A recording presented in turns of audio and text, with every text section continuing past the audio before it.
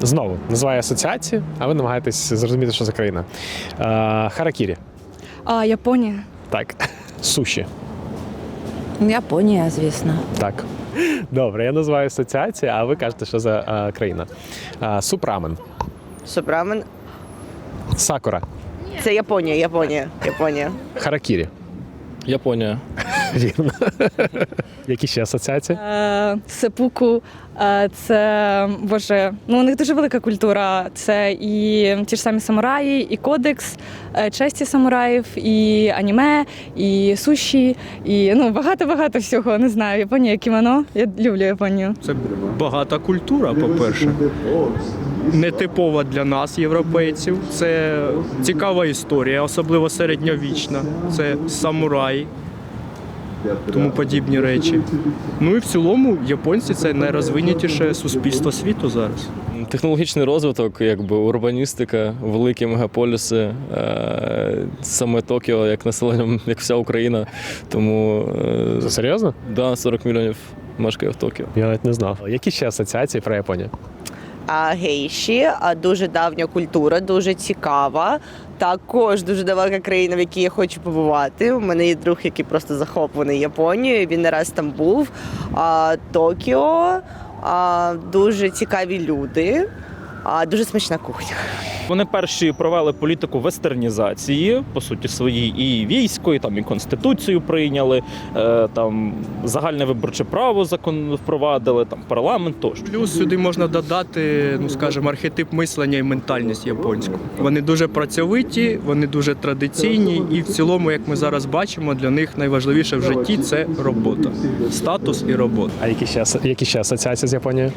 Хокусай, там, Хіросігі. Я художник, розумієте, я знаю з цього боку більше з історії мистецтва. Японська гравюра. Я товаришую з японськими художниками і дійсно вражена тим, наскільки люди обов'язкові в стосунках, в тому сенсі, що якщо там про щось ми домовляємося, то це обов'язково все виконується. І, мені дуже приємно, що вони так підтримують, точніше, свої традиції і рухаються вперед. А чи знаєш ти про цю історію з Курильськими островами? Те, що там Окуповано Російською Федерацією острови. Повернеться колись до Японії. Звісно, це їх земля. Чи знаєте ви щось про ситуацію щодо Курильських островів?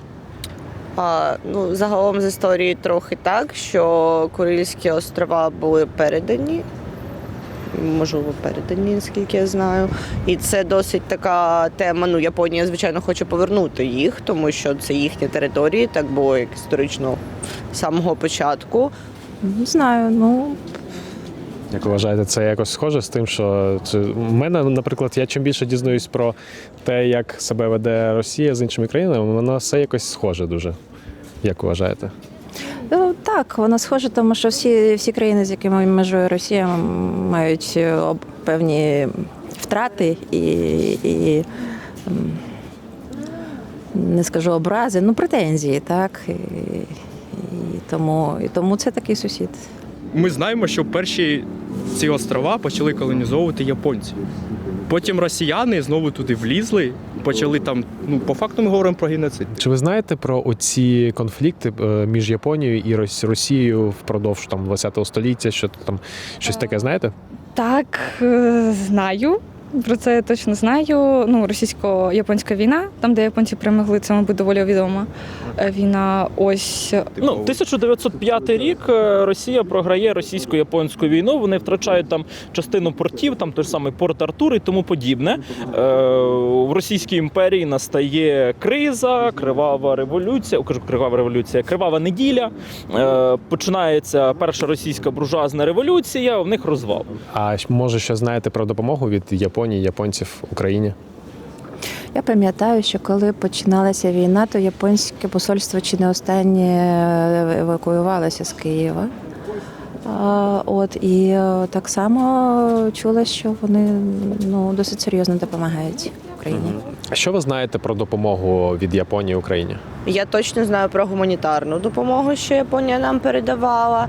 Також, якщо я не помиляюся, нещодавно бачила в новинах щодо ракет для Патріоту, щось таке також було нещодавно про Японію. Щось ще додаш щодо підтримки, яку вони здійснюють?